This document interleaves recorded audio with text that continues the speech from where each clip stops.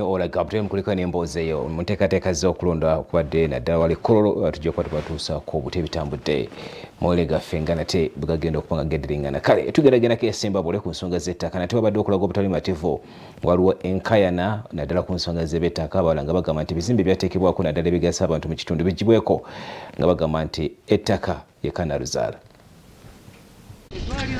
Abakulembeze ba disitulikiti y'e Ssembabule bali mu kusattira oluvannyuma lwa Nnannyini ettaka okutudde eddwaliro lya Lwemiyaga Health Center 3 okuvaayo n'abategeeza nga bwe balina okujja eddwaliro eryo ku ttaka lye oba si ekyo beegule. Badde nsaba nti nno abakulembeze abaliwo tulabike nti nno tutuukagana tuteese tulabe mbaguzeewo ekitali ekyo nga nze nange nja kusaba baveewo naye nkolerewo ebyange. Eddwaliro lino lisangibwa mu muluka lw'emibbu mu ggombolola y'e Lwemiyaga era ng'abalwadde bonna mu kitundu kwe bafunira obujjanjabi. Musajja mukulu Diriisa Kabanda gwe tusoose okusanga ewakaawe era n'atulambuza ettaka lino ng'ali wamu ne muwala we Sarah Semusoga atunnyonnyodde eddwaliro lino nti lyateekebwawo mu 1907 ng'era omugenzi kitaawe Jaffaali Sekalegga ye yali awaddewo eddwaliro lino. Bano bagamba nti okuva mu myaka egyo okutuuka kati bazze boogera n'abakulembeze ku mitendera egy'enjawulo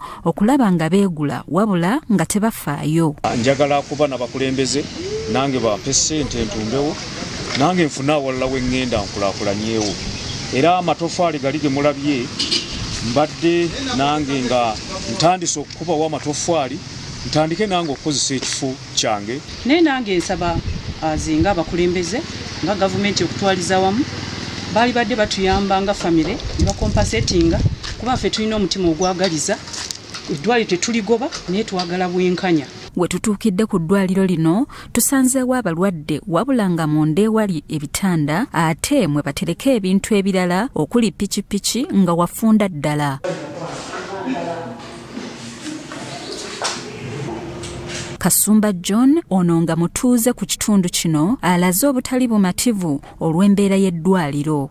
Kubanga kakati eddwaliro lino ligenze kuvaawo kubanga olwobanga Nnannyini kagamba nti emyaka anagemba wadde gamala tewali kyemwali mubadde liveewo ekitegeeza ligenda kuvaawo kakati ennaku gye tugenza okulaba yiino egenze kujja nti wali tetulina ambyulense wali tubadde tetulina basawo bamala wali tubadde kutakeerekayanirwa ne wabadde watisiti kapanado twali tuduka ne tukafuna. Abalwadde abafunira obujjanjabi ku ddwaliro lino bagambye bajja kuyisibwa bubi singa eddwaliro liggibwawo era ne basaba wabeewo enteeseganya kubanga nti babadde bafuna obujjanjabi era ne bawona. Kubanga twadde tufunirawo obujjanjabi nga batujjanjaba era n'essaawa zino tulaba. Naffe tuli wano tujjanjabisa naye bwe tujjanjabisa tuwona. Gama nti tuwona. Tusobodde okufuna omu ku basawo abakolera mu ddwaliro lino oluvannyuma lw'okusanga ng'akulira eddwaliro Luyima Adam nga taliiwo n'abaako by'atunnyonnyola. Bwa security si nnungi n'akamu. So singa batusalirako ekitundu ekyaffe nti wadde tebannafuna ssente zaabwe mukolereko awo ne tusobola okusibawo kituyamba okuba nti security yaffe ebeera nnungi. Ssentebe wa district Patrick Nkalubo agambye nti kituufu ettaka si lyabwe era nti gavumenti yali eyagala kwongerako ku bizimbe wabula bannannyini ttaka ne bakomba kw'erima. Agala kulidro borofinga bannannyini ttaka ne batolutingamu bali bagala nakuteera ku structures ezimu ne zitulemerera.